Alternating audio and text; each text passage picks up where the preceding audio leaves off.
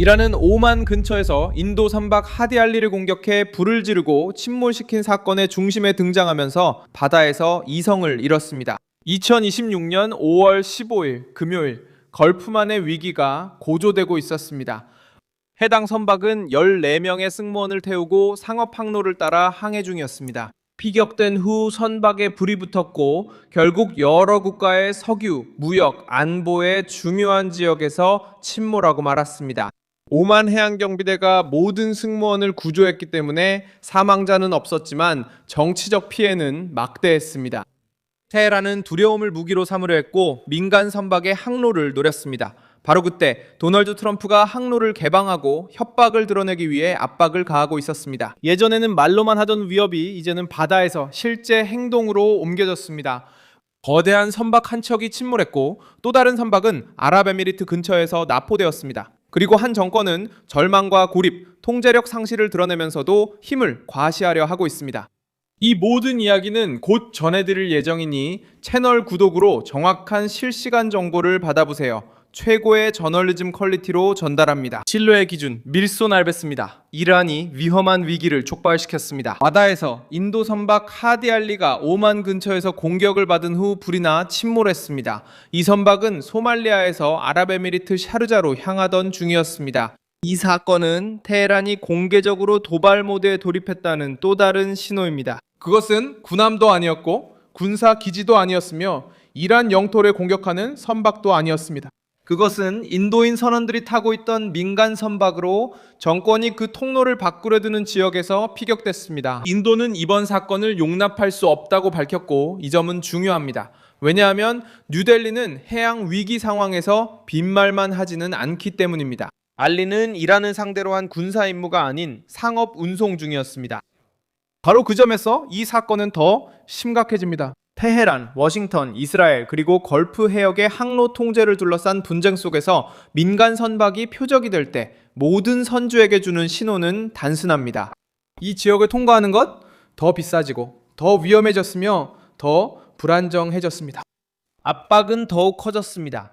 거의 동시에 또 다른 선박이 아랍에미리트 푸자이라 근처에서 납포됐기 때문입니다. 그 선박은 항구에서 약 38해리 떨어진 곳에 정박해 있었는데 허가받지 않은 사람들이 선박에 올라타면서 선박이 이란 해역을 향해 움직이기 시작했습니다. 해양 소식통들은 그 선박이 온두라스 국적의 누이 추아노라고 밝혔습니다. 몇 시간 만에 이 지역에서 한 선박이 오만 근처에서 공격받아 침몰했고 또 다른 선박은 에미리트 해안 근처에서 납포됐습니다. 이런 패턴은 단순한 우연의 사고로 보이지 않고 서방이 어디까지 밀려날 수 있는지 시험하려는 계산된 연속 행동처럼 보입니다. 이란 정권은 이런 태도를 주권 수호라고 포장하려 하지만 실제로는 전혀 다릅니다. 테헤란은 바다를 위협의 무대로 삼고 있습니다. 이란 당국자들은 오만 해협이 이란의 영해라고 반복해서 주장하고 있으며 미국과 관련된 선박들이 납포 대상이 될 수 있다고 말하고 있습니다. 정치적 위협이 운송 비용과 민간 선원들의 위험에 영향을 미치면 그것은 더 이상 내부의 허세가 아니라 국제적 위기로 변하게 됩니다. 백악관은 이 항로를 이미 핵심 지점으로 보고 있습니다.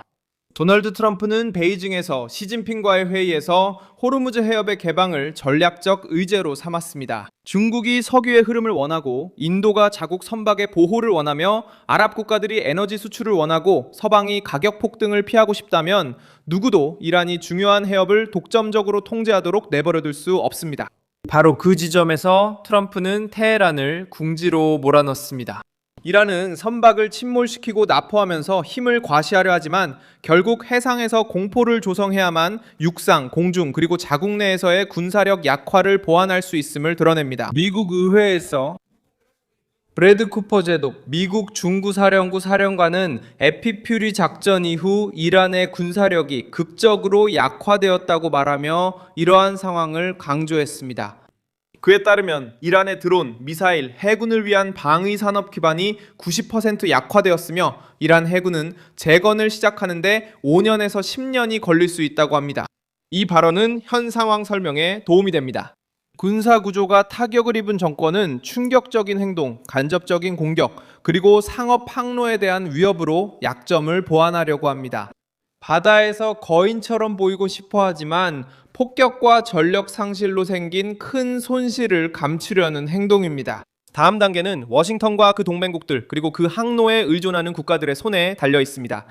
대응은 해상 호위, 공중 감시, 외교적 압박, 새로운 제재, 그리고 추가적인 긴장이 발생할 경우 드론이나 미사일을 발사하는 지점에 대한 직접적인 공격으로 이어질 수 있습니다. 이 공격 이후 미국의 정찰기가 페르시아만 상공, 아랍에미리트 해안 근처, 그리고 이란과의 긴장 지역을 향해 나타났습니다. RC-135 리벳 조인트 항공기의 출현은 워싱턴이 신호, 통신, 그리고 선박 공격과 관련된 잠재적인 발사 지점을 파악하기 시작했음을 보여줬습니다. 실제로 민간 선박 한 척이 바다 밑으로 가라앉고 또 다른 한 척이 이란 해역으로 끌려간 이후에 미국은 이 사건을 실제 군사 경고로 간주하기 시작했고 누가 공격을 조율했는지, 위협이 어디서 왔는지, 그리고 테헤란의 다음 움직임이 무엇일지 파악하려고 했습니다. 이스라엘도 경계하며 지켜보고 있습니다. 왜냐하면 바다에서 이란의 모든 움직임이 중동에서 벌어지는 더 큰 전쟁과 연결되어 있기 때문입니다. 테헤란이 계속 도발을 감행한다면 대응의 여지가 생깁니다. 역사는 이란이 이미 예전에 이런 식의 압박을 사용한 적이 있음을 보여줍니다. 2019년 혁명 수비대는 호르무즈 해협에서 영국 유조선 스테나 임페로호를 납포했고 선박은 승무원의 통제에서 벗어났습니다. 당시 이 사건은 영국과의 긴장을 높였고 도널드 트럼프의 관심을 끌었으며 석유 가격에도 영향을 미쳤습니다. 2021년 이스라엘계 회사가 관리하는 유조선 멀서 스트리트호가 오만 근처에서 공격을 받아 2명의 승무원이 사망했습니다. 한 명은 영국인, 한 명은 루마니아인이었습니다.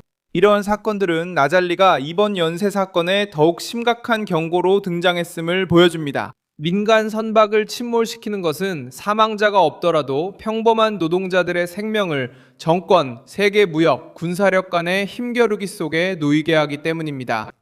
다른 나라는 이미 이렇게 이해하고 있습니다. 상업 선박에 대한 공격은 지역적인 문제로만 다뤄질 수 없습니다. 홍해에서 예멘의 후티 반군이 선박을 공격했고 미국과 영국은 군사 목표물에 대한 폭격으로 대응할 수밖에 없었습니다. 이제 차이점은 초점이 다시 이란으로 돌아갔다는 것입니다. 이란은 지역 강국으로서 이야기를 통제하고 걸프만을 지나는 이들을 위협하려고 합니다. 각국은 단순히 외교만 논의하는 것이 아니라 에너지, 식량, 운임, 인플레이션, 선원들의 안전까지 논의하고 있습니다. 그래서 라잘리오 침몰 사건은 오만에만 국한되지 않습니다. 이 사건은 뉴델리, 워싱턴, 텔아비브, 베이징, 런던 그리고 선박의 자유로운 통행에 의존하는 모든 수도에 긴장을 확산시킵니다. 저는 밀손 아우베스 국제관계 전문가입니다. 저의 목적은 매일 진실로 여러분께 정확한 정보를 전해드리는 것입니다. 뉴스 링크는 영상 설명란에 있습니다. 이 영상에 좋아요를 눌러주시고 채널을 구독해주세요. 그리고 마지막에는 댓글도 확인하셔서 밀손 알비스 커뮤니티와 더욱 활발하게 소통하시기 바랍니다.